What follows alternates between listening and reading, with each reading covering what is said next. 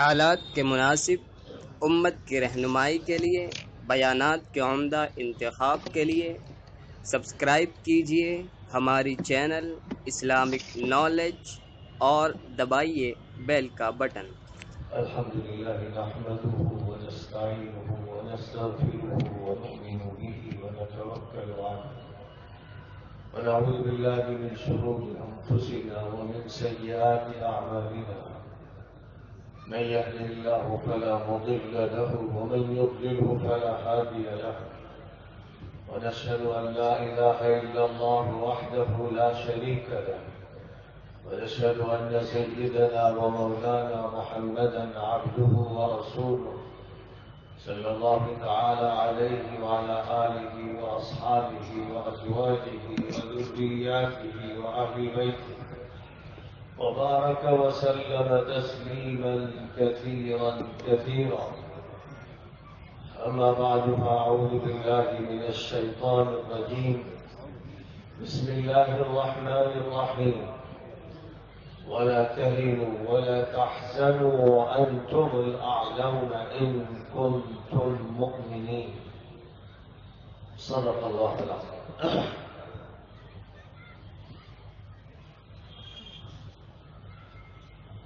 دلی کے جعفر آباد علاقے کی عیدگاہ میں آج اہل ایمان کا جو جمع غفیر موجود ہے، فرزندان اسلام اور دختران اسلام جمع اور ان کے سامنے اسلام کے حقائق کا تذکرہ ہونا ہے، اور جس نبی آخر الزمان صلی اللہ علیہ وسلم کی وہ امت ہے جس کو امت مسلمہ کے نام سے یاد کیا جاتا ہے، اس کی کیا ذمہ داریاں ہیں، اس کا منصب کیا ہے، اس کے کام کیا ہیں، اس کے سامنے کون سا مستقبل ہے،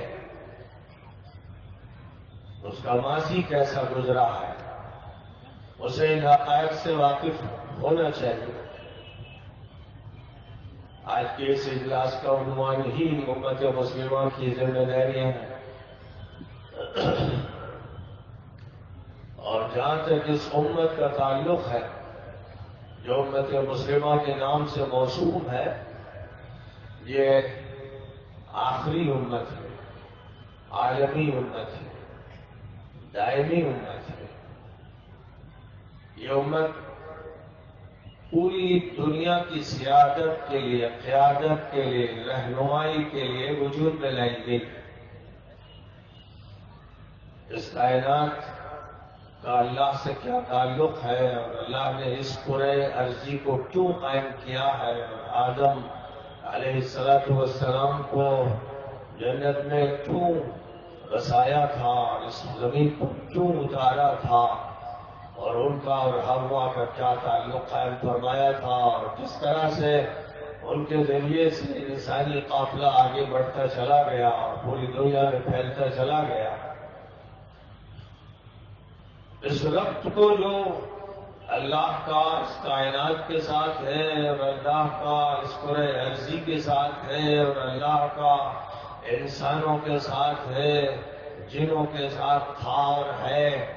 اس ربط کا سمجھنا ضروری ہے، کیونکہ اسی اساس و بنیاد پر سارے مسائل کا متعلق ہے، اور یہی وہ اساس و بنیاد ہے جس کی وجہ سے اس امت کو امتیاز حاصل ہے، صدارت حاصل ہے، سیادت و قیادت حاصل ہے۔ دنیا میں جتنی ملتیں اور قومیں بسی ہوئی ہیں، ان کا رابطہ اللہ سے ٹوٹ گیا ہے، اور اللہ کے متبادل انہوں نے خدا بنا رکھے ہیں، یا اللہ کی صفات اور اللہ کے ناموں کو فراموش کر دیا ہے۔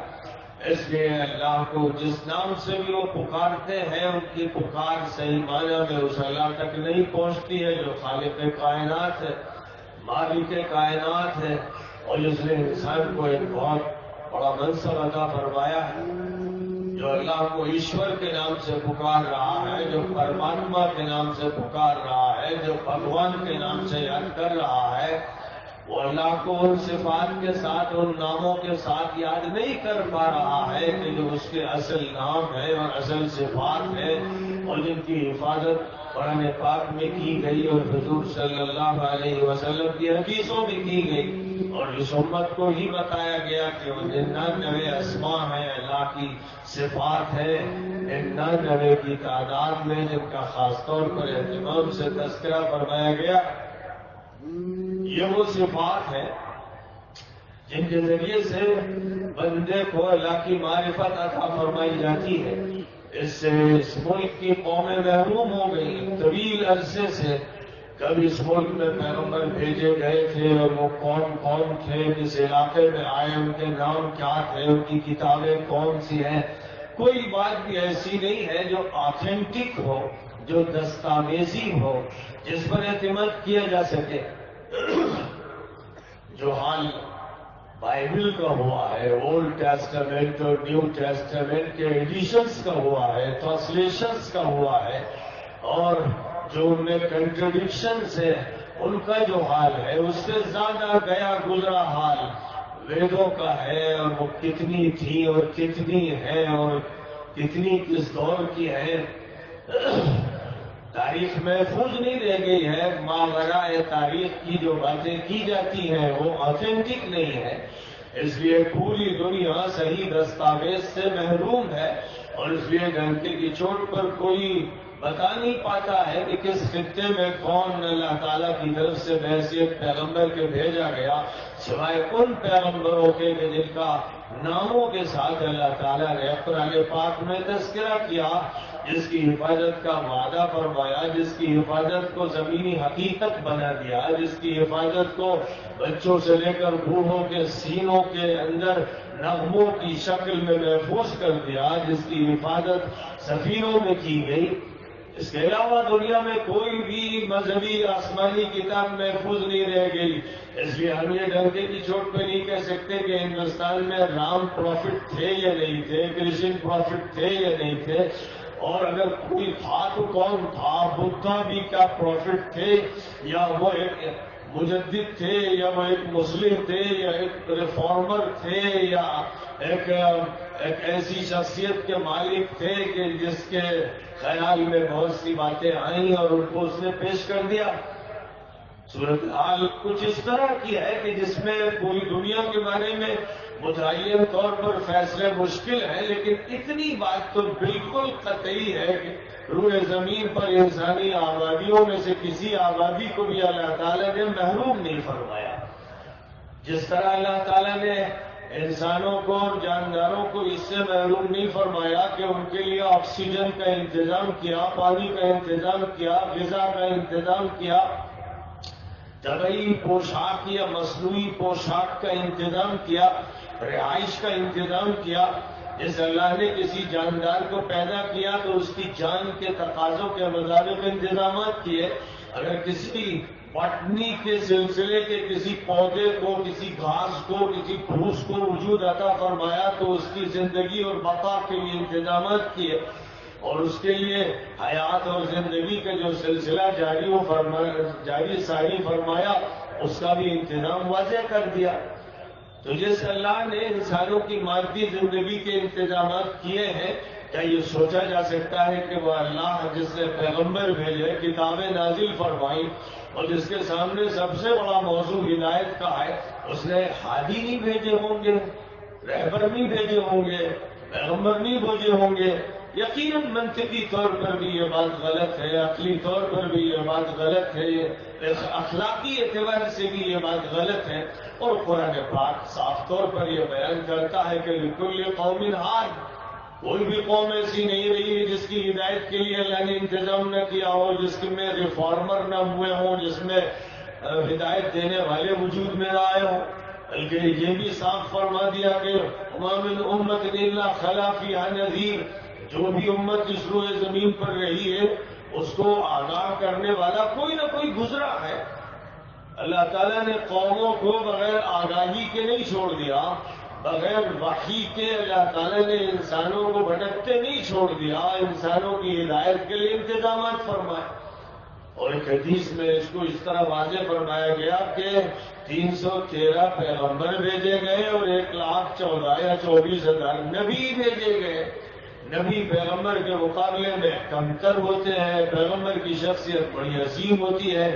وہ قوم کو مخاطب کرتے ہیں، ہدایت کا پورا مشن و نظام دیتے ہیں، اور پیغمبر بزرگ ہوتے ہیں، مجدد ہوتے ہیں، نبی مجدد ہوتے ہیں، مصلح ہوتے ہیں، جو کسی پیغمبر کے تابع ہوتے ہیں۔ ایک ایک پیغمبر کے تابع بہت سے نبی ہوتے رہے ہیں، بالکل اسی طرح جیسے آخری نبی حضرت محمد صلی اللہ علیہ وسلم کے تابع بہت سے علماء، مصلحین، مجددین اور مبلغین اور داعی پیدا کیے گئے اور پیدا کیے جاتے رہیں گے، اور یہ سلسلہ تا قیامت جاری رہے گا۔ اللہ کی زمین ہدایت سے خالی نہیں ہوگی، اللہ کی طرف سے رحمت ضرور ضرور موجود ہوں گے، اور جس طرح دنیا کی مختلف مادی ضروریات کی کفالت کرنے والی چیزیں مہیا ہوں گی اور زیادہ سے زیادہ ہوں گی، اسی طرح روحانی ہدایت اور انسان کی معنوی رہبری کی چیزیں بھی موجود ہوں گی اور بڑھتی چلی جائیں گی، ان کے انتظامات فضول سے فضول تر ہوتے چلے جائیں گے۔ ایسا نہیں ہوگا کہ مادی چیزیں بڑھیں تو روحانی چیزیں کم ہوتی چلی جائیں۔ لوگوں میں احساس کی کمی ہو سکتی ہے،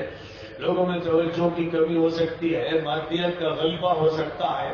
کبھی شیطان غالب آ سکتا ہے کسی ماحول پر، کسی علاقے پر، لیکن یہ ناممکن ہے کہ وہ روئے زمین پر غالب آ جائے اور جنگ وہی فتح کر لے۔ یہ بات ناممکنات میں سے ہے۔ اللہ کی طرف سے یہ فیصلہ فرما دیا گیا ہے کہ اس روئے زمین پر حق پرست،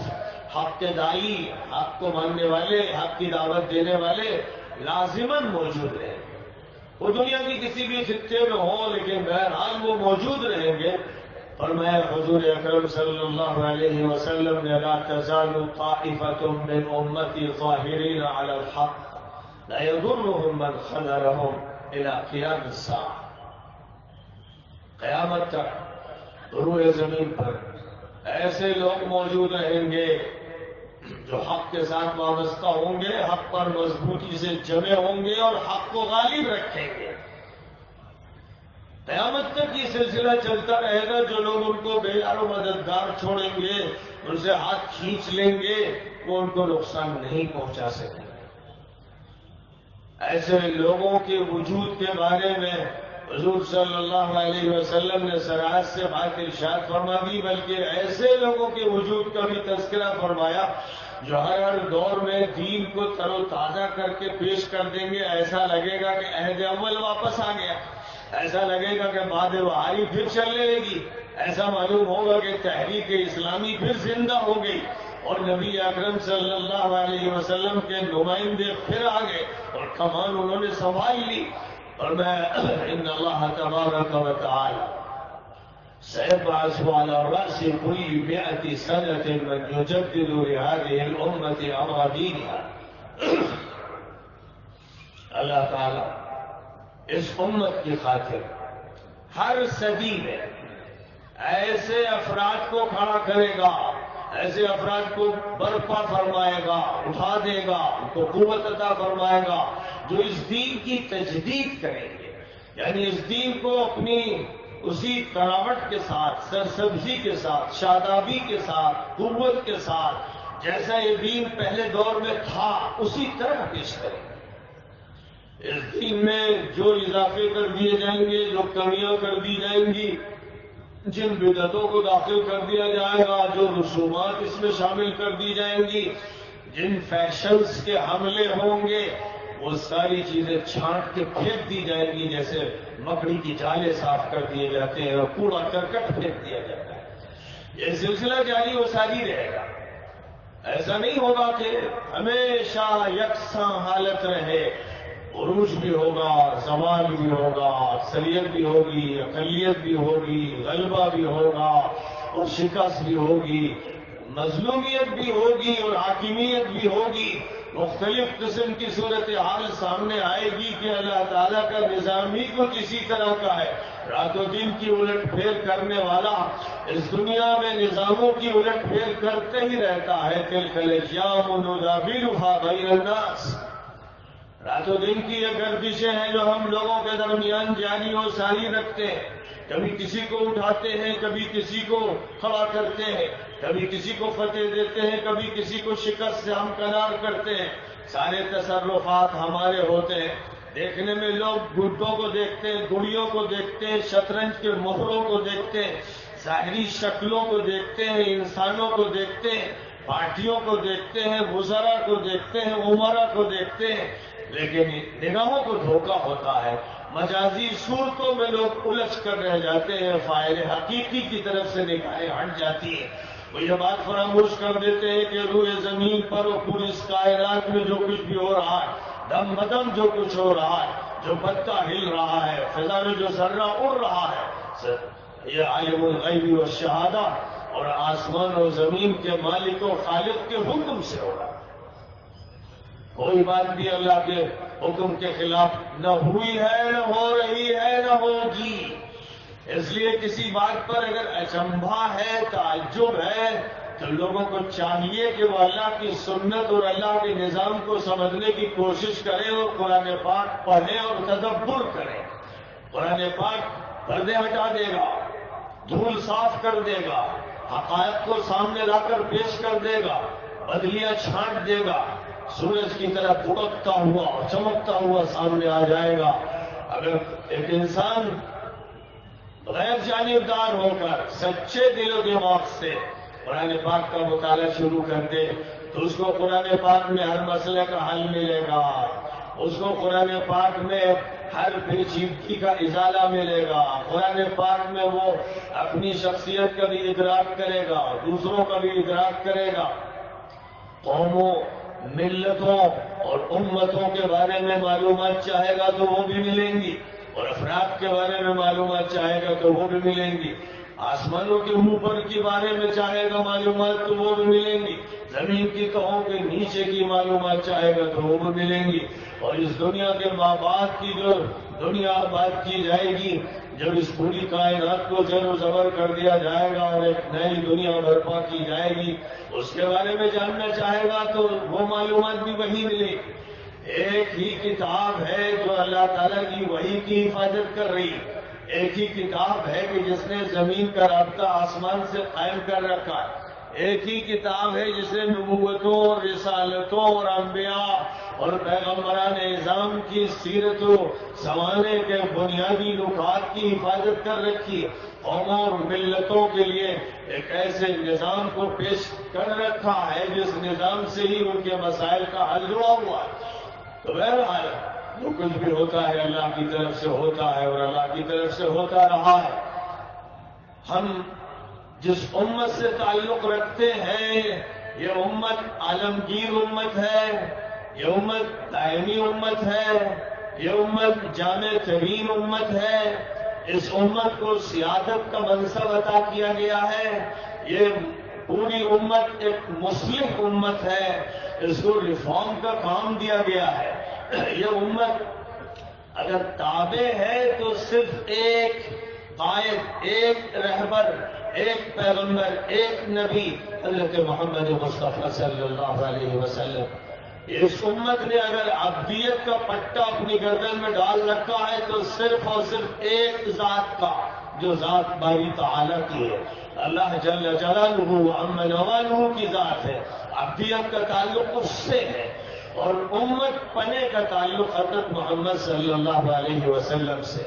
اس اعتبار سے یہ امت مضبوط زمین پر کھڑی ہوئی ہے، اس کا سر بلند ہے کیونکہ آسمانوں کو دیکھتی ہے،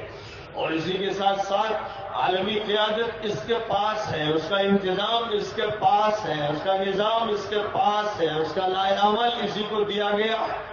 دنیا میں جتنی بھی ملتیں ہیں انہوں نے اپنے مذہبی رشتے کو فراموش کر دیا تو خرافات نے گھر کر لیا، گروہ بنا لیے، اور خرافات اور شرکیات اور توہمات اور خیالات اور رسمیات اور فضولیات میں دنیا کی قومیں گر کے رہ گئی. عیسائیت ہو یا یہودیت ہو یا ہندو مت ہو یا جین مت ہو یا دنیا کے جتنے بھی مت ہیں، وہ سب کے سب فی الحقیقت خرافات میں کھو کے رہ گئے. ان کا ایشور سے، لارڈ سے، گاڈ سے تعلق منقطع ہو گیا، اور جس تعلق کو قائم کرنے کی وہ کوشش کرتے ہیں، مانگے ہوئے خداؤں کو بیچ میں ڈال کر جس تک پہنچنا چاہتے ہیں اس تک وہ پہنچ نہیں پاتے، کیونکہ اس کے نام انہیں معلوم نہیں رہ گئے، اس کی صفات ان کے سامنے نہیں رہ گئی، بیچ کا وہ شخص باقی نہیں رہ گیا جس کو رسول و نبی کی حیثیت سے جانا جاتا ہے، جس پر اللہ کا پیغام اترتا ہے، وحی نازل ہوتی ہے، کتاب نازل ہوتی ہے، جو ڈنکے کی چوٹ پر پوری قوت کے ساتھ حقیقتوں کا اعلان کرتا. اس کے یہاں کوئی تذبذب نہیں ہوتا، کوئی تردد نہیں ہوتا، کوئی خلجان نہیں ہوتا. وہ سوچ سوچ کر دماغ کریت کر بات نہیں کرتا. اللہ تعالیٰ کی وحی کی بنیاد پر صاف اور بے لاگ بات کیا کرتا ہے. مَا يَنطِقُ عَنِ الْهَوَىٰ إِنْ هُوَ إِلَّا وَحْيٌ يُوحَىٰ. محمد صلی اللہ علیہ وسلم اپنی خواہشات کی بنیاد پر بات نہیں کرتے. ان کی بات کا محرک ان کا محض تمنا رکھنے والا دل نہیں ہوتا، اور محض ایک سوچنے والا دماغ نہیں ہوتا. ان کا اصل محرک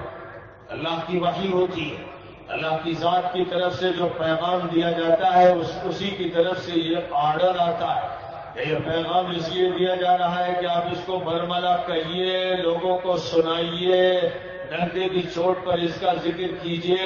یہ پیغام اس لیے نہیں دیا جا رہا ہے کہ آپ کے سینے میں سمٹ کر رہ جائے اور دل کے نہا خانے میں محفوظ ہو جائے اور لوگ اس سے واقف نہ ہو. یا ایھا الرسول بلغ ما انزل الیک من ربک وان لم تفعل فما بلغت رسالتہ واللہ یعصمک من الناس.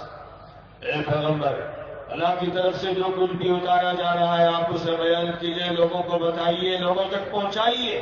اگر آپ ایسا نہیں کریں گے تو اللہ کے پیغام کو پہنچانے والے شمار نہیں ہوں گے، اور آپ جب یہ کام کریں گے تو اللہ لوگوں سے آپ کی حفاظت فرمائے گا. یہ بھی ساتھ ساتھ اعلان ہو گیا کہ اللہ کے پیغام کو جس وقت انسان لے کر کھڑا ہوتا ہے اور اللہ کے پیغام کو سناتا ہے تو اللہ کی طرف سے حفاظت کا انتظام کیا جاتا ہے. حفاظت کے وعدے اسی کے ساتھ ساتھ جڑے ہوئے. اِنَّا لَنَنصُرُ رُسُلَنَا وَالَّذِينَ آمَنُوا فِي الْحَيَاةِ الدُّنْيَا وَيَوْمَ يَقُومُ الْأَشْهَادُ. ہم نے اپنے پیغمبروں کی مدد کرتے ہیں اور ایمان والوں کی مدد بھی کرتے ہیں، دنیا میں بھی کرتے ہیں اور قیامت میں بھی کریں گے. انصروا اللہ ینصرکم ویثبت اقدامکم. ایمان والوں تم اللہ کی مدد کرو، یعنی اللہ کے دین کی مدد کرو تو اللہ تمہاری مدد کرے گا اور تمہارے قدم جما دے گا. جس سے یہ بتانا مقصود ہے کہ جب اللہ کے پیغام کو لے کر لوگ کھڑے ہو جاتے ہیں تو انہیں تذبذب کا شکار نہیں ہونا چاہیے، ان کے قدم ڈگمگانے نہیں چاہیے، ان کی آنکھیں پتھرانی نہیں چاہیے. اگر وہ اس میں لاگ لپیٹ کریں گے اور بات بنانے کی کوشش کریں گے اور اپنے مخاطب انسان سے ڈرنے لگیں گے اور اس کے لحاظ میں حق میں قطر بیعت کرنے لگیں گے، اگر وہ متفق نہیں ہے اللہ کی فلاں صفت سے تو اسے بیان نہیں کریں گے. اللہ کی وہ صفت بیان کریں گے جس پر وہ اپنا سر ہلانا شروع کر دے کہ ہاں بھائی ٹھیک ہے، اس کو تو ہم بھی مانتے ہیں. اگر آپ یہ ذکر کریں گے کہ اللہ سجدے کے لائق ہے، عبادت کے لائق ہے، اور اللہ اس کے لائق ہے کہ اس کے نام پر ذبح کیا جائے، اور اللہ اس کے لائق ہے کہ اس کا ذکر جپا جائے، اس کی تسبیح کی جائے، تو کہیں کہ بہت اچھا ہے، بہت ٹھیک ہے. لیکن اگر یہ آپ کہیں گے کہ صرف اللہ کا قانون چلے گا، زمین اس کی ہے، آسمان اس کا ہے، ہم اس کے ہیں، یہ کائنات اس کی ہے تو قانون اسی کا چلے گا، تو کتنے تیور چڑھ جائیں گے، کتنی پیشانیوں پہ بل پڑ جائیں گے، کتنے لوگ پھٹکنے لگیں گے. ایسے ہی جیسے شیر کو دیکھ کر گدھے بھی رکھتے ہیں، اس وقت صورتحال بدل جائے گی. اللہ کے ناموں میں سے جب اس نام کا تذکرہ کیا جائے گا کہ وہ شارع ہے، قانون بنانے والا ہے، قانون عطا فرمانے والا ہے، وہی حکیم ہے، وہی علیم ہے، وہی دانا ہے، وہی بینا ہے، تو کتنے لوگ حکومتیں خفا ہو جائیں گی، لیجسلیٹو کونسلز ناراض ہو جائیں گی، لاز کے دعوے کرنے والے، بنانے والے، نافذ کرنے والے چڑ جائیں گے. اور پھر کتنے انسان ہوں گے جو منہ چڑھائیں گے, انگوٹھا دکھائیں گے اور اللہ کی اور ایشور کی اس صفت کو ماننے کے لیے تیار نہیں ہوں گے. ظاہر ہے کہ یہیں سے وہ گھپلے شروع ہوتے ہیں جن سے امتیں کٹ جاتی ہیں, ملتیں ٹوٹ جاتی ہیں, قومیں ختم ہو جاتی ہیں اور شیطان ان کو اغوا کر لے جاتا ہے. اسی طرح جب آپ یہ کہیں گے ان الحکم الا للہ امر اللہ تعبدوا الا اياه ذلك الدين القیم, حکمرانی صرف اللہ کی ہے, اس نے یہ حکم دیا ہے کہ اسی کی اطاعت کی جائے گی, بات اس کی چلے گی, حاکم وہ ہے,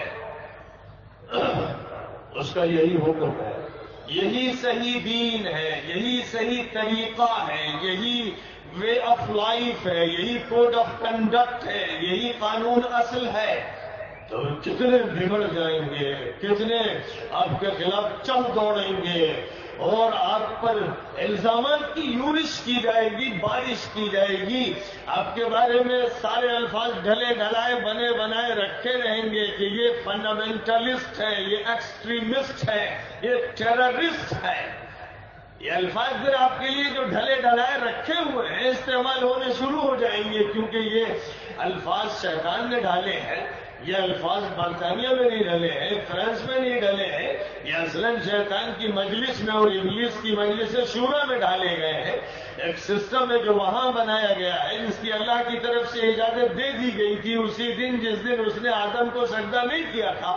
اور اپنے تکبر کا مظاہرہ کیا تھا, اور اس کے بعد یہ کہا تھا انظرنی الی یوم یبعثون, یہ لوگ جب مارے جائیں گے اور دوبارہ اٹھائے جائیں گے اس وقت تک مجھے مہلت دے دیجئے. تو اللہ نے فرمایا تھا جا تجھے مہلت دی جا رہی, اور جب یہ مہلت دے دی گئی تھی تو اسی وقت یہ فیصلہ ہو گیا تھا کہ یہ دنیا کشمکش کی دنیا ہے, یہ دنیا تصادم کی دنیا ہے, یہ دنیا معرکے اور لڑائی کی دنیا ہے. اس دنیا میں اگر کوئی یہ سمجھتا ہے کہ معرکہ ہونا ہی نہیں ہے, پھولوں کی سیج پر آرام کی زندگی گزرنا ہے, تو اس سے بڑا کوئی احمق نہیں, بلکہ اس سے بڑا شیطان کا نشہ پلایا ہوا کوئی مخمور انسان نہیں. وَلَوْلَا دَفْعُ اللَّهِ النَّاسَ بَعْضَهُمْ بِبَعْضٍ لَفَسَدَتِ الْأَرْضُ, اگر اللہ ایک فرد کو دوسرے فرد اور ایک طبقے کو دوسرے طبقے اور لوگوں کے ایک گروہ کو دوسرے گروہ سے نہ ٹکراتا رہتا تو سوائے کرپشن کے زمین میں کچھ نہ رہتا. کرپشن ہوگا تو کرپشن کا مقابلہ کرنے والے بھی ہوں گے, انہیں بھی کھڑا ہونا ہوگا. اگر وہ خاموش ہو جائیں, گونگے بہرے بن جائیں, تو سوائے کرپشن کے اور کچھ نہیں رہے گا. اگر مکڑی کو اجازت دے دیجئے کہ وہ جالے بنتی رہے اور تنتی رہے, تو آپ کے گھر میں, آپ کی دہلیز میں اور آپ کے کمرے میں اور بیڈ روم میں اور ڈرائنگ روم میں صرف جالے ہی جالے ہوں گے, مکڑی مکڑی ہوگی. ایک ننھی منی سی کمزور جان رکھنے والی مکڑی بھی آپ کے پورے گھر کو اپنے جالے میں تبدیل کر سکتی ہے. اگر آپ کی طرف سے کوئی مقابلہ نہیں, ظاہر ہے کہ وہاں مقابلہ تو صرف یہ ہے کہ ایک تنکے سے سارے گھر گرا دیجیے. اور جس طرح ہم ایک مکڑی کے گھر کے ساتھ یہ معاملہ کرتے ہیں, قرآن پاک میں یہ ذکر فرمایا گیا اللہ کے نظام میں دنیا کی جتنی بھی بڑی طاقتیں ہیں جن کو سپر پاور سمجھا جاتا ہے, اور جتنی فوجیں ہیں اور جتنے ہتھیار ہیں, اللہ تعالیٰ تو یہ فرماتے ہیں کہ مثل الذین اتخذوا من دون اللہ اولیاء کمثل العنکبوت اتخذت بیتا وَإِنَّ أَوْهَنَ الْبُيُوتِ لَبَيْتُ الْعَنْكَبُوتِ لَوْ كَانُوا يَعْلَمُونَ. اللہ یہ فرما رہا ہے کہ میرے علاوہ جن کا بھروسہ کرتے ہیں لوگ, جن شاخوں پر اپنے آشیانے بناتے ہیں, جن کو خدا بناتے ہیں, جن کی پوجا پاٹ کرتے ہیں, جن کی دعائیاں دیتے ہیں, مجھ سے ہٹ کر جن کو بناتے ہیں, ان کی مثال ایسی ہے جیسے مکڑی کی جو ایک گھر بناتی ہے, اور سب سے کمزور گھر مکڑی کا ہوتا ہے. اللہ تعالیٰ نے تو قرآن پاک کی زبان میں امریکہ کو مکڑی کا جالا کہا ہے, روس کو مکڑی کا جالا کہا ہے, یورپ کو مکڑی کا جالا کہا ہے. تمام بر اعظم اور میں بسنے والے ملکوں کو مکڑی کا جالا کہا ہے، بڑی سے بڑی طاقتور حکومت کو مکڑی کا جالا کہا ہے. اور جو لوگ صحیح معنی میں ایشور کو جانتے ہیں اور ویدوں کو پڑھتے ہیں وہ بھی یہ جانتے ہیں کہ سب مکڑی کے جالے ہیں. جو طاقت ایشور کے پاس ہے وہ اسے کہیں یا نہ کہیں، جھوٹ بولیں، مکر کریں، فریب کریں، اپنے ہی مذہب کے ساتھ دغا بازی کریں، مغالطہ انگیزی کریں اور اپنی آنکھوں پر پٹیاں باندھ لیں اور دوسروں کی آنکھوں میں دھول جھونک دیں اور شیطانی مکر و فریب کے جال بن دیں اور انہی جالوں کے بننے کے لیے میڈیا کو اجازت دے دیں اور لابیوں کو موقع دے دیں، تو ظاہر ہے یہ مکر و فن کے وہ کرتب ہیں جن کو خدا مکڑی کی جالوں کی طرح سیکنڈوں میں ختم کر دیتا ہے جب وہ فیصلہ فرماتا ہے. جب اسے فیصلہ کرنا ہوتا ہے یہ نظام کو اب اس طرح چلانا ہے تو اس کا فیصلہ نافذ ہوتا ہے. ظاہر ہے کہ وہ فیصلہ چشم زدر میں نہیں کیا جاتا، یہ سنت اللہ ہے، رات میں نہیں ہو جاتا، دن میں نہیں ہو جاتا، اس کے لیے لمبی مدتیں درکار ہوتی ہیں. نوح علیہ السلام کو 950 سال درکار ہوئے کہ حق کی حجت قائم کر دی، اس کے بعد نہ ماننے والوں کو ایک طوفان میں ڈبو دیا گیا. ایک طویل زمانہ ہود علیہ السلام کو دیا گیا، حضرت صالح علیہ السلام کو دیا گیا، حضرت شعیب علیہ السلام کو دیا گیا، حضرت لوط علیہ السلام کو دیا گیا. یہ نہیں ہوا کہ صبح آ کر انہوں نے تقریر کی اور شام کو عذاب آ گیا. سالہ سال گزرے، دہائیاں گزری اور کہیں کہیں سینکڑوں سال گزرے. صبر کے لمبے مرحلے ہیں جن سے گزارا گیا، لیکن فیصلہ وہی ہوا جو اللہ کی طرف سے تھا، جس میں تدریج کا وہ نظام ہے کہ ایک گٹلی جو زمین میں ڈالی جاتی ہے کبھی سالوں میں درخت بنتی ہے، کبھی مہینوں میں کھیت کی حیثیت اختیار کرتی ہے، اور رحم مادر میں جو جرثوم ہے انسانی پڑتا ہے، 9 مہینے گزارتا ہے، تب جنین کی شکل مکمل ہوتی ہے، پھر مولود بن کے وجود میں آتا ہے. یہ اللہ کا وہ سسٹم ہے جو سسٹم ایسا نہیں ہے کہ ہنگامی ہو اور فوری ہو، اس میں تدریج رکھی گئی ہے اور زمانہ اللہ کو معلوم ہے. اس نے یہ فرما دیا ہے کہ لوگوں تمہارا کام یہ ہے کہ جلد بازی مت کرو، انتظار کرو. خلق الانسان من عجل سأریکم آیاتی فلا تستعجلون. انسان بڑا جلد باز واقع ہوا، جلدی کرنے لگتا ہے، چاہتا ہے جلدی نتیجہ دیکھ لوں. تو یہ تو ایسے ہی ہے جیسے کوئی کاشتکار آج ہی دانے ڈالے اور چاہے کل کھیتی تیار ہو جائے ورنہ دانے نکال کے پھینک دوں گا.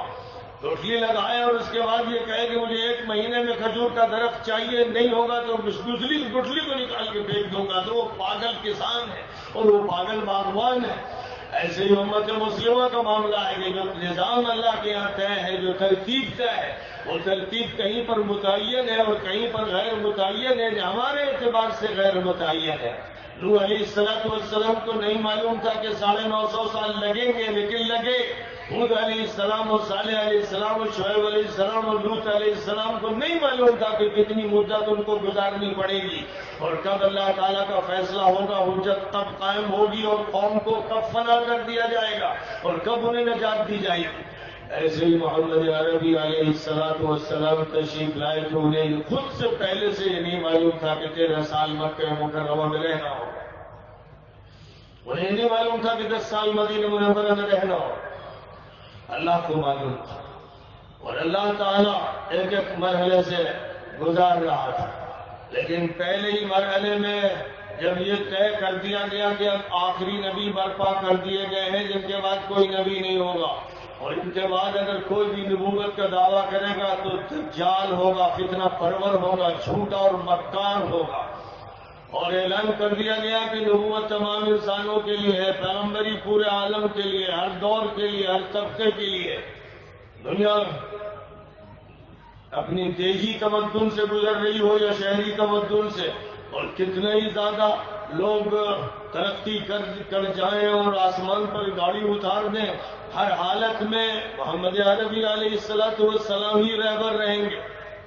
وہی قائد ہوں گے. آخری پیغمبر کی حیثیت سے ان کو برپا کیا گیا. پیغمبر صرف وہ نہیں ہوتا ہے جو روحانی غذا عطا فرما دے، پیغمبر صرف وہ نہیں ہوتا ہے جو آپ کے قلب کو تسکین دے دے، پیغمبر صرف وہ نہیں ہوتا ہے جو آسمان کی خبریں سنا دے. پیغمبر ہی دنیا کا نظام چلاتا ہے، پیغمبر ہی تمدن کی تشکیل کرتا ہے، پیغمبری تہذیب کو وجود عطا کرتا ہے، پیغمبری اخلاق کا سبق پڑھاتا ہے، پیغمبری کوڈ آف کنڈکٹ اور قانون دیتا ہے، پیغمبری ہے جو دنیا کی زندگی کو نہایت ہی بہتر اور صالح تیار کرتا ہے، صالح بناتا ہے۔ پیغمبر ہے جس سے معاشرت درست ہوتی ہے، معاملات درست ہوتے ہیں، جس سے سیاست درست ہوتی ہے، جس سے حکومت درست ہوتی ہے، جس سے تعلیم و تربیت کا نظام صحیح ہوتا ہے۔ یہ سارے کام پیغمبر سے جوڑ دیے گئے ہیں۔ پیغمبر کے علاوہ کوئی اور شخصیت میڈیٹر نہیں ہے، کوئی اور شخصیت ان کے مقابل میں نہیں ہے کہ جس کے ذمہ دنیا کر دی گئی ہو۔ دنیا و دین کی جو لوگ تفریق کرتے ہیں وہ بے تکی تفریق کرتے ہیں۔ دنیا اور دین کا تعلق بالکل ایسے ہی ہے جیسے یہ میز ہے اور اس پر یہ مائک کا سسٹم رکھا ہوا ہے، جیسے کوئی کٹورا یا گلاس ہے اس میں آپ پانی نکالیں یا مشروب نکالیں یا دودھ نکالیں، ایک ظرف اور مظروف کا جو تعلق ہوتا ہے دین و دنیا کا وہی تعلق ہے۔ دنیا ایک اسپیس ہے، دنیا ایک جگہ ہے، دنیا کو اس لیے تیار کیا گیا ہے کہ دین کو اس میں رکھا جائے، دین کو نافذ کیا جائے۔ دنیا پر دین کی حکمرانی کا عالم یہ ہے اور اس کی جامعیت اور ہواگیری کا عالم یہ ہے کہ آپ کے گھر کے اندر کمرے میں جو آپ کے روابط زن و شو کے میاں اور بیوی کے ہیں وہاں پر بھی دین حکمرانی کر رہا ہے، اور دکان میں بیٹھ کر جب خرید فروخت کر رہے ہیں وہاں پر بھی دین حکمرانی کر رہا ہے۔ دین ہے جس کے ماتحت بزنس ہے، کامرس ہے، اکنومی ہے۔ دین ہے جس کی ماتحتی میں پالیٹکس ہے، ٹیکنالوجی ہے۔ دین ہے جس کی ماتحتی میں دنیا کے تمام علوم زولاجی کے ہو یا باٹنی کے ہو یا فزکس کے ہو یا کیمسٹری کے ہو یا ایسٹرونومی کے ہو، دنیا میں فضائیات سے متعلق ہو یا بحریات سے متعلق ہو یا ارضیات سے متعلق ہو یا طبعیات سے متعلق ہو، یہ جتنے بھی علوم ہیں سب کے سب پیغمبروں سے جڑے ہوئے ہیں، پیغمبروں کو اپنے اپنے وقت میں دیے گئے، ان کے ذریعے دیگر انسانوں میں منتقل ہوئے،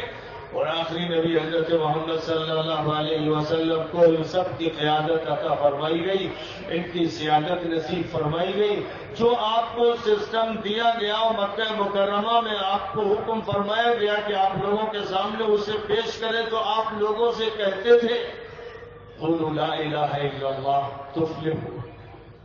لا الہ الا اللہ کو تسلیم کر لو تو کامیابی مل جائے گی۔ لوگ سمجھتے ہیں بہت سے کہ کامیابی کا مطلب یہ ہوتا ہے جب کوئی صوفی کہے، ولی کہے، روحانی شخصیت کہے، نبی کہے کہ قبر کی کامیابی،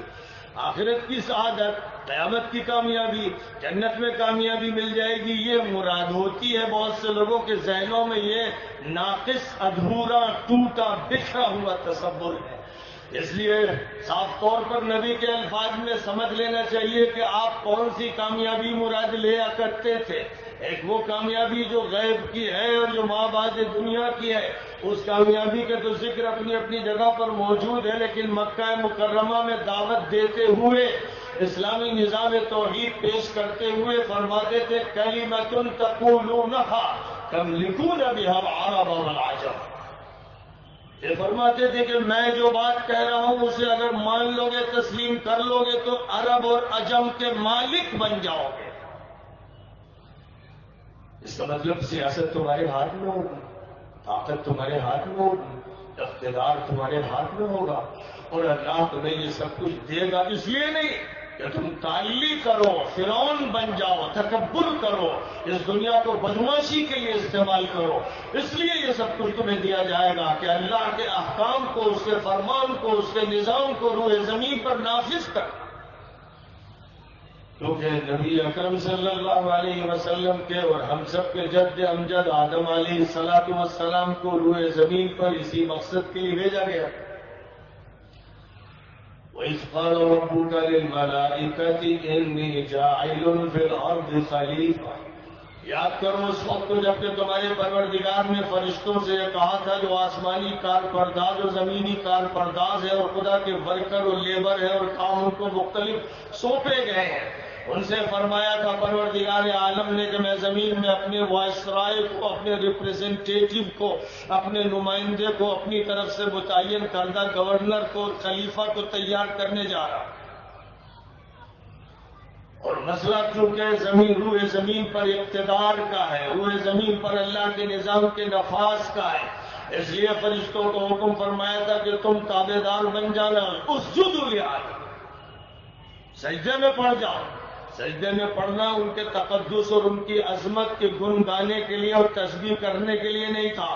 بلکہ اس لیے تھا کہ وہ خلیفہ ہوں گے، ان کے ہاتھ میں گورنمنٹ ہوگی، اقتدار ہوگا، اور یہ کار پردازان نظام الہی ہے۔ ان کو اس وقت یہ فرمایا جا رہا تھا کہ اب تمہیں تعاون کرنا ہوگا، تابع رہنا ہوگا، اور اس انسان کے اس عظیم الشان کام میں تم کو اس کا معاون بننا ہوگا، اور معاون بھی اس درجے میں کہ گویا تم جھک گئے اس کی خاطر، یہ مقام دیا گیا تھا۔ امت مسلمہ آخری نبی کی امت ہے، آخری نبی آدم علیہ السلام کے آخری خلیفہ ہیں، اور ان کے سلسلے کی آخری کڑی ہے، نبوت کے سلسلے کے خاتم ہے، آخری رسول ہے، جن کے بعد وہ سلسلہ ختم ہو گیا تھا قیامت، جو سلسلہ نبوت و رسالت کا چل رہا تھا اور وحی کا رشتہ زمین سے قائم تھا، اس سلسلے کو ختم کر دیا گیا۔ ذمہ داریاں اس امت کی طرف انبیاء کی منتقل کر دی گئی، نبوت بند، رسالت بند، لیکن نبوت اور رسالت کے ذریعے جو کام روئے زمین پر لیے جا رہے تھے، لیے گئے تھے، وہ اس امت مسلمہ پر ڈال دیے گئے۔ جب نبی نہیں آئے گا تو کیا ہدایت بند ہو جائے گی، کام بند ہو جائے گا، مشن بند ہو جائے گا؟ کیا اعلامیہ کی طرف سے پانی بند، کھانا بند، آکسیجن بند، کپڑا بند، مکان بند؟ اگر مادی چیزیں سب بند ہوتی ہیں تو روحانی چیزیں بھی بند ہو جانی چاہیے، لیکن اگر وہ چیزیں جاری ہیں تو یہ بھی جاری ہونی چاہیے۔ اب جاری ہوگی نبی یا رسول کی شکل میں، نبی اور رسول کی امت کی شکل میں، آخری نبی کی آخری امت کی شکل میں۔ تو اعلان فرمایا وَكَذَلِكَ جَعَلْنَاكُمْ أُمَّةً وَسَطًا لِتَكُونُوا شُهَدَاءَ عَلَى النَّاسِ وَيَكُونَ الرَّسُولُ عَلَيْكُمْ شَهِيدًا۔ ہم نے تم کو اے مسلمانوں درمیانی اور افضل امت بنایا ہے تاکہ پوری دنیا کے سامنے، تمام انسانوں کے سامنے تم حق کی گواہی دے دو، اور پیغمبر کو، آخری نبی کو تمہارے سامنے برپا کیا ہے تاکہ وہ تمہارے سامنے حق کی گواہی پیش کر دے۔ تو انہیں یہ ذمہ داری دی گئی اور تمہیں وہ ذمہ داری دی گئی۔ اب تمہیں وہی کام جو نبی صلی اللہ علیہ وسلم مکہ مکرمہ میں کر رہے ہیں اور مدینہ منورہ میں کر رہے ہیں، نزول قرآنی کے دور میں جو کام آپ کے ذریعے سے کیا جا رہا تھا، اسی کام کی میراث اس امت کو عطا فرما دی گئی، اور یہ فرما دیا گیا کہ دنیا کے ہر خطے میں اور ہر قوم و ملت کے درمیان میں اور قیامت تک اس امت کو یہ ذمہ داری عطا کر دی۔ كنتم خير أمة أخرجت للناس تأمرون بالمعروف وتنهون عن المنكر وتؤمنون بالله۔ تم بہترین امت قرار دیے گئے ہو، لیکن اس کی اساس اور بنیاد اس پر ہے کہ پوری انسانیت، پوری مانوتا، پوری مینکائنڈ تمہارے حوالے،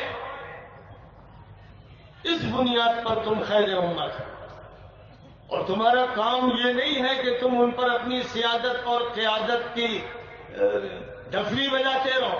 تمہیں یہ قیادت اور سیادت اور خیریت اور افضلیت اس لیے عطا کی گئی ہے کہ انسانیت میں جب بھی انحراف پیدا ہو تو کھڑے ہو جاؤ اور انحراف پر روک لگا دو، اور امت میں انسانوں کے درمیان خیر کے کاموں کو فروغ دو۔ تأمرون بالمعروف وتنہون عن المنکر، پوری انسانیت کے درمیان کام کرنا ہے، بھلائیوں کی تلقین کرنا ہے، برائیوں سے روکنا ہے۔ یہ کام مسلمانوں کے فرقوں کے درمیان یا حلقوں کے درمیان یا صرف مسلم قوم کے درمیان کرنے کا نہیں ہے۔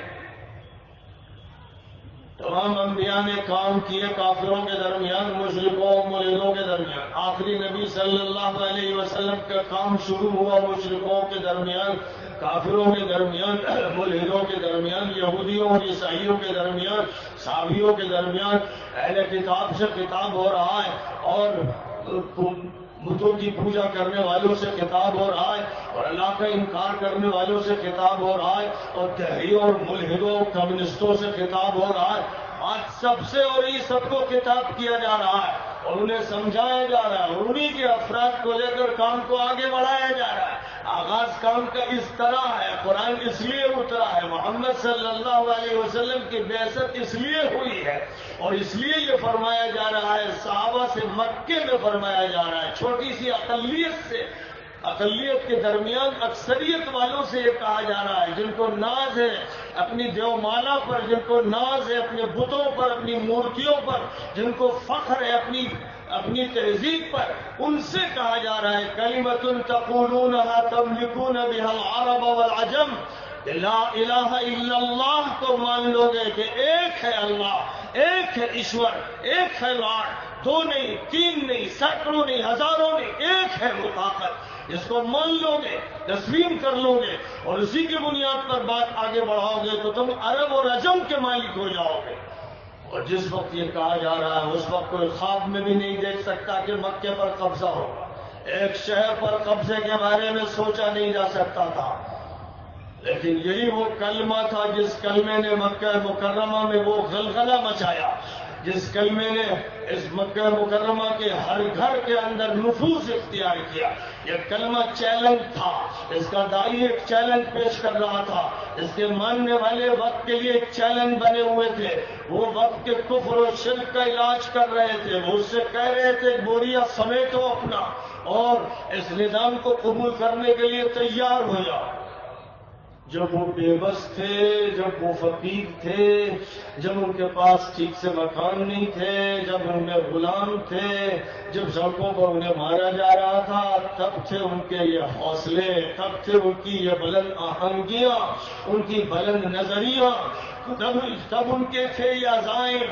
اس وقت نہیں تھے جب وہ 25 کروڑ ہوں یا 30 کروڑ ہوں اور بلڈنگیں رکھتے ہوں اور کاریں رکھتے ہوں اور کارخانے رکھتے ہوں اور ہر طرح کی سہولتیں رکھتے ہوں۔ وہ بات اس وقت کی نہیں ہو رہی ہے، بات اس وقت کی ہو رہی ہے جب وہ گنے چنے تھے اور ان گنے چنوں میں بھی کوئی انگاروں پہ لٹایا جانے والا خباب تھا اور کوئی سڑکوں پہ گھسیٹا جانے والا بلال تھا اور کوئی خنجر ماری جانے والی سمیہ تھی۔ اس وقت ان کے یہ حوصلے تھے اور نبی ان سے کہہ رہا تھا غلبہ تمہارا ہونا ہے،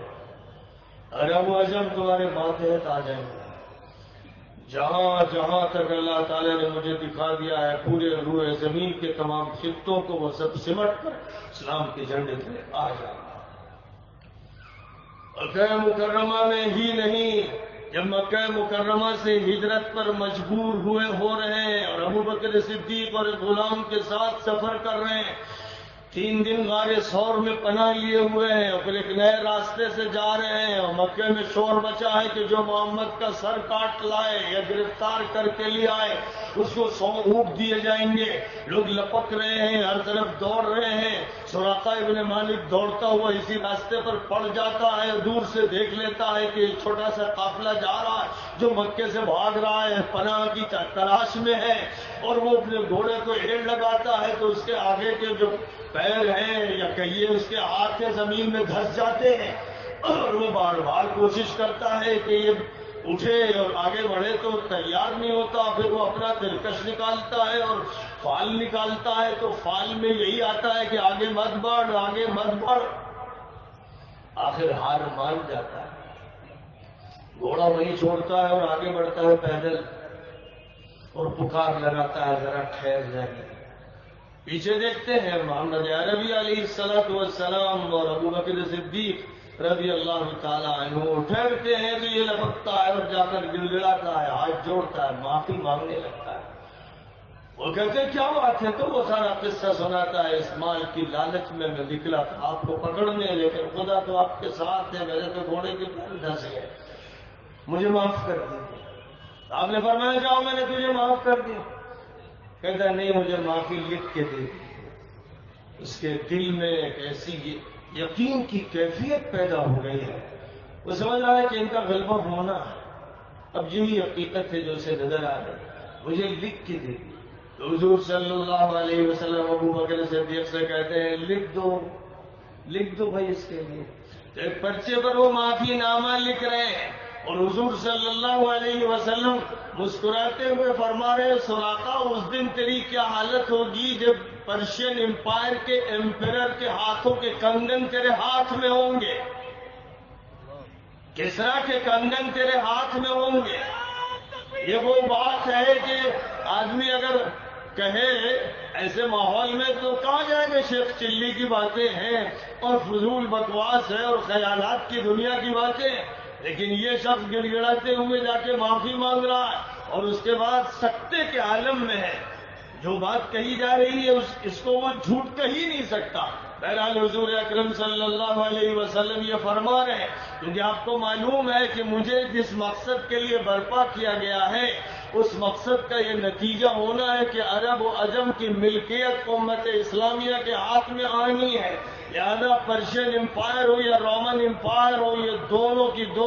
دونوں اسلام کی زیر نگی ہونی ہے۔ یہ آپ کو معلوم تھا، قطعی طور پر ایسا یقین تھا جیسے دن میں سورج کے نکلتے ہوئے دیکھتے پر یقین ہوتا ہے، بلکہ اس سے زیادہ یقین۔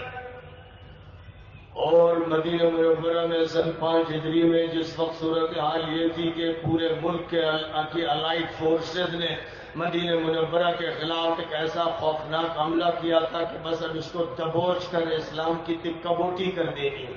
جس وقت یہ حالات تھے اور حضرت سلمان فارسی کے مشورے کو قبول کرتے ہوئے حضور صلی اللہ علیہ وسلم نے مدینہ منورہ کے شمالی علاقے میں اور پہاڑ کی طرف سے لیتے ہوئے صلا کی پہاڑی تک 3 میل لمبی خندق کھدوائی تھی۔ 3 میل لمبی خندق، 10 فٹ چوڑی، 10 فٹ گہری خندق کھدوائی تھی اور خود بھی کھودنے کے عمل میں شریک تھے۔ اور ایک چٹان جو کسی سے نہیں کھد رہی تھی اور آپ سے آ کر درخواست کی گئی کہ تشریف لائیں اور آپ وہاں پر آ کر اپنی کرامت کا معجزے کا مظاہرہ فرما دیں، اور آپ نے کدال اپنے ہاتھ میں لے کر جس وقت ضرب پتھر پہ لگائی تھی اور چنگاریاں اڑی تھی تو فرمایا تھا عراق کے محل میرے سامنے روشن ہو گئے۔ دوسری ضرب کاری لگائی اور چنگاریاں نکلی تو فرمایا شام کے محلات میرے لیے روشن کر دیے گئے۔ تیسری مرتبہ کی ضرب لگائی اور چنگاریاں اڑی تو فرمایا یمن کے محلات مجھے دکھ رہے ہیں، میرے سامنے روشن ہو گئے۔ اور اس کے بعد آخری جو ضرب کاری تھی اس نے چٹان کو اس طرح توڑا کہ لگتا تھا کہ ریت کا کوئی ٹیلا تھا، بھر کر ساری چٹان ختم ہو گئی۔ مدینہ منورہ میں سن 5 کا موقع ہے، فاقے سے پیٹ پر پتھر بندھے ہوئے ہیں اور لمبی خندق تحفظ کے لیے کھودی جا رہی ہے، لیکن مستقبل کا نقشہ نگاہوں کے سامنے ہے۔ پورے اعتماد و یقین کے ساتھ فرما رہے ہیں کہ یہ سارے شمالی علاقے اور جنوبی علاقے یمن اور عراق اور شام کے محلات فتح ہوتے ہوئے مجھے دکھا دیے گئے۔ یہ وہ محلات ہیں جہاں میری امت کے لوگ پہنچیں گے اور ان کے قبضے میں آئیں گے، اور پھر یہ نظام جو اللہ نے عطا فرمایا ہے چلے گا اور آگے بڑھتا چلا جائے گا۔ اسلام اللہ کا دین ہے، قرآن اللہ کی کتاب ہے، آخری نبی حضرت محمد صلی اللہ علیہ وسلم اللہ کے آخری رسول ہیں، اور یہ وہ حقائق ہیں جو بالکل صبح روشن کی طرح ہیں، جو مشاہدوں سے بھی زیادہ یقینی اور قطعی ہے۔ ان کے بارے میں اگر کسی کے دل میں کوئی شک ہوتا ہے تو وہ یا تو منافق ہوتا ہے، یا شیطان کا اغوا کردہ انسان ہوتا ہے، یا ابلیسی لشکر کا کوئی فرد ہوتا ہے، یا بیمار ہوتا ہے، وسوسے کا شکار ہوتا ہے، نفسیاتی مریض ہوتا ہے، وہ اس کے دماغ کو کسی کالج میں تباہ کر دیا جاتا ہے۔ کوئی پروفیسر، کوئی اسکالر، کوئی لیکچرر، کوئی پی ایچ ڈی ہولڈر جو ابلیس کے لشکر کا ادنا خادم ہوتا ہے، وہ دماغوں کو مسموم کر دیتا ہے، دل کو شکوک و شبہات سے بھر دیتا ہے، تو نوجوانوں کے ایمان پر حملے ہو جاتے ہیں اور اچھے اچھے لوگوں کا ایمان مذبذب اور متزلزل ہو جاتا ہے۔ ایک معمولی سا بدو صحابی، ایک دیہات کا رہنے والا، حضور پاک علیہ السلام کی آنکھوں کی چمک سے جو نور حاصل کرتا تھا، اور سراقہ جو آپ کے پیچھے دوڑ رہا تھا اور گرفتار کرنا چاہتا تھا، اور اس کے بعد اس نے نبی پاک علیہ السلام کا معجزہ اپنی آنکھوں سے دیکھ لیا تھا، اور مستقبل پر یقین کرتے ہوئے وہ جا کر معافی مانگ رہا تھا اور معافی نامہ لے رہا تھا۔ اور وہ دن بھی پھر دور نہیں تھا کہ وہ وقت آ گیا کہ عمر ابن الخطاب کے دور میں جس وقت پرشین امپائر کے چھکے چھوڑا دیے گئے اور پرشین امپائر کے محل کی دولت مسجد نبوی کے آنگن میں لا کر ڈال دی گئی، تو بیان کرنے والوں کا سچا بیان ہے، وہ تمام ہسٹورینز اس پر متفق ہیں کہ کسریٰ کے دربار کے ساز و سامان یہاں تک کہ اس کے ہاتھوں کے کنگن بھی اس سامان میں موجود تھے، اور اس وقت حضرت عمر ابن الخطاب نے خدام کو بھیجا کہ ذرا سراقہ کو بلا۔ نعرہ تکبیر، شور مچ گیا، نعرہ تکبیر، مدینہ منورہ میں شور مچ گیا، سراقہ کہاں ہے؟ سراقہ کہیں مشغول تھے، ان کو لایا گیا، دبلے پتلے کمزور قسم کے انسان، ظاہری وجاہت سے محروم۔ عمر ابن الخطاب نے کہا وہ دن یاد ہے جب محمد عربی کا تم پیچھا کر رہے تھے کہ گردن اتار دو گے یا گرفتار کر لو گے؟ کہا کہ یاد ہے۔ آج تو وہ مسلمان تھے، ایک پابند اسلام کے ایک اچھے سچے صادق مسلمان تھے۔ حضرت عمر نے کہا کہ یہ کنگن رکھے ہوئے ہیں، نبی نے کیا فرمایا تھا؟ کہا کہ جی فرمایا تھا کہ ایک وقت وہ بھی آئے گا کہ کسریٰ کے کنگن تجھے پہنائے جائیں گے، فرمایا کہ یہ کنگن پہنو۔ وہ پریشان ہونے لگے کہ کنگن تو کیسے پہنوں میں، دنیا کے بڑے بادشاہ سپر پاور کے امپیرر کے کنگن مجھے پہنائے جائیں گے؟ فرمایا کہ ابھی پہنو۔ اور اس کے بعد کہا کہ پورے مدینے کے محلوں میں جاؤ اور جا کر لوگوں کے سامنے بتاؤ کہ نبی کی کس طرح پیشین گوئی پوری ہوئی۔ وہ اللہ کا بندہ نکلا اور اس نے جا کر بتایا کہ میں حضور پاک علیہ السلام کے جب پیچھا کر رہا تھا تو اس وقت آپ نے یہ بات فرمائی تھی، آج یہ لوگوں میرے ہاتھ میں، میرے دبلے پتلے ہاتھوں میں کسریٰ کے کنگن دیکھو۔ پورے مدینہ منورہ کے محلوں کا دورہ کر کے واپس آ گئے اور کنگن اتروا لیے گئے کہ مرد کے لیے سونے کے کنگن پہننا جائز نہیں۔ یہ تھوڑی دیر کا ایک عمل تھا، اور ظاہر ہے کہ یہ عمل ایک جزوی نوعیت کا عمل جس طرح سامنے آیا، دنیا کی نگاہوں نے دیکھا کہ بیبلین سویلائزیشن کے مرکز عراق، فنیقی تہذیب کے مرکز عراق، اور سیرین تہذیب کے مرکز